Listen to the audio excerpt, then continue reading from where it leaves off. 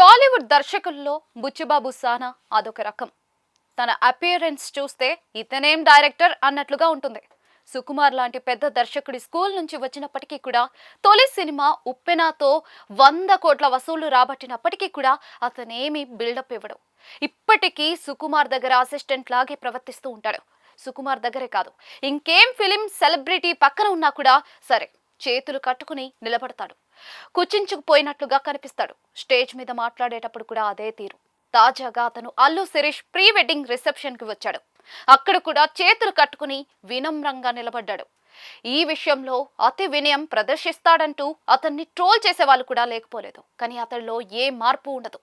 ఏ మాత్రం ఆత్మ విశ్వాసం లేనట్లుగా అమాయకుడున్నట్లుగా కనిపిస్తాడు. కానీ తన పనితనం చూస్తే మాత్రం ఆశ్చర్యం కలగకమందు.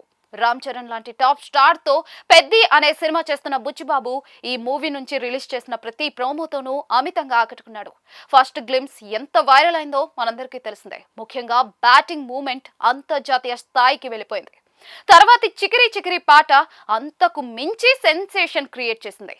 తాజాగా రారా రైరా అంటూ సాగే పాటను రిలీజ్ చేస్తే ఇది కూడా ఇన్స్టంట్ హిట్ అయింది. ఇందులో visuals, frames, Charan dance moments చూసి అందరూ కూడా షాక్ అయిపోయారు. ఒక చిన్న సినిమా తీసిన దర్శకుడు చరణ్ లాంటి టాప్ స్టార్ ను డీల్ చేస్తున్న విధానం, టెక్నీషియన్ల నుంచి రాబట్టుకుంటున్న పనితనం, ఓవరాల్ అవుట్పుట్, ఆ క్వాలిటీ అది చూసి అందరూ కూడా ఆశ్చర్యపోతూ ఉన్నారు. ఒక స్పెషల్ మూవీ చూడబోతున్న ఫీలింగ్ అతను తెప్పిస్తూ ఉన్నాడు.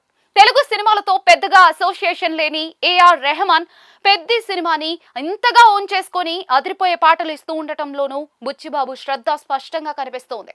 పైకి అమాయకంగా కనిపిస్తాడు కానీ బుచ్చిబాబు అసాధ్యుడు అనే అభిప్రాయం సర్వత్రా వ్యక్తమవుతోంది. మొత్తంగా సినిమాలోనూ ఇదే అవుట్పుట్ తీసుకురాగలిగితే మాత్రం పెద్ద సినిమాతో అతడి రేంజే మారిపోవడం ఖాయం.